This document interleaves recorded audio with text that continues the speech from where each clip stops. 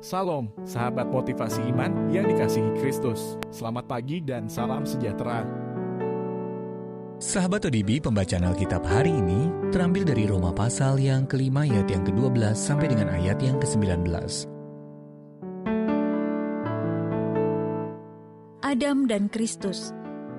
Sebab itu sama seperti dosa telah masuk ke dalam dunia oleh satu orang, dan oleh dosa itu juga maut. Demikianlah maut itu telah menjalar kepada semua orang, karena semua orang telah berbuat dosa. Sebab sebelum hukum Taurat ada, telah ada dosa di dunia. Tetapi dosa itu tidak diperhitungkan kalau tidak ada hukum Taurat.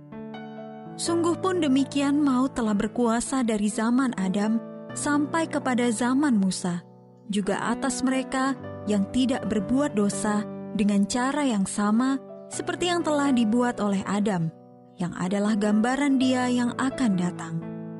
Tetapi karunia Allah tidaklah sama dengan pelanggaran Adam.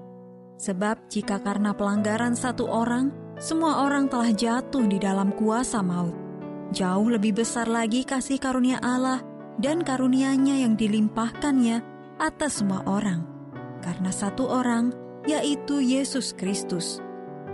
Dan kasih karunia tidak berimbangan dengan dosa satu orang. Sebab penghakiman atas satu pelanggaran itu telah mengakibatkan penghukuman, tetapi penganugerahan karunia atas banyak pelanggaran itu mengakibatkan pembenaran. Sebab jika oleh dosa satu orang, maut telah berkuasa oleh satu orang itu, maka lebih benar lagi mereka yang telah menerima kelimpahan kasih karunia dan anugerah kebenaran akan hidup dan berkuasa oleh karena satu orang itu, yaitu Yesus Kristus.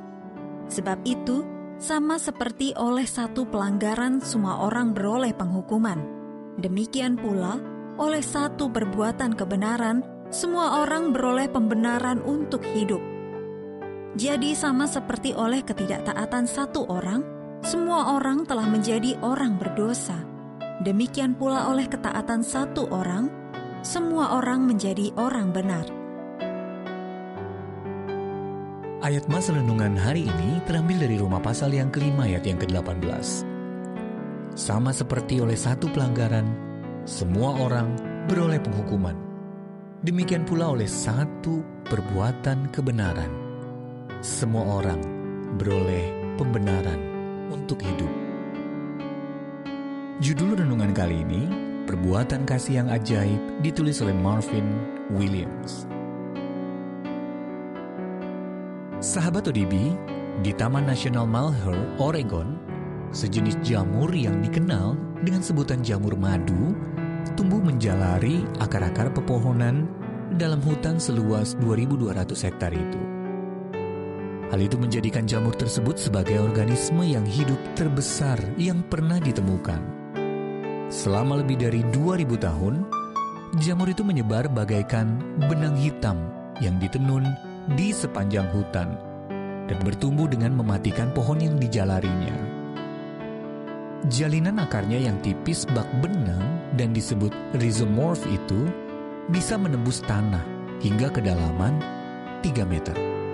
Walaupun sekarang luar biasa besar, organisme tersebut berawal dari spora yang sangat kecil. Alkitab mengisahkan tentang satu pelanggaran yang menyebabkan seluruh umat manusia dikutuk, dan juga satu ketaatan yang membalikkan semua kutuk itu. Rasul Paulus membandingkan dua individu, Adam dan Yesus. Dosa Adam membawa kutukan dan kematian kepada semua orang. Melalui satu perbuatan ketidaktaatan, semua orang menjadi berdosa dan dipandang bersalah di hadapan Allah. Namun Allah punya cara untuk membereskan dosa manusia. Melalui perbuatan kebenaran oleh Yesus di kayu salib, Allah mengaruniakan kehidupan kekal dan membenarkan kita. Perbuatan kasih dan ketaatan Kristus berkuasa membalikkan dampak ketidaktaatan Adam, sehingga semua orang beroleh pembenaran untuk hidup. Melalui kematiannya, Yesus menawarkan kehidupan kekal bagi siapapun yang percaya kepadanya. Jadi bila Anda belum menerima pengampunan dan keselamatan darinya, Anda dapat meminta kepadanya hari ini.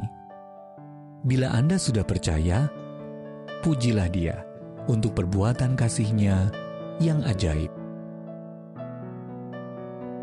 Sahabat ODB, apa yang dapat Anda pelajari tentang dampak dosa dari pelanggaran Adam dan juga perbuatan kebenaran dari Yesus?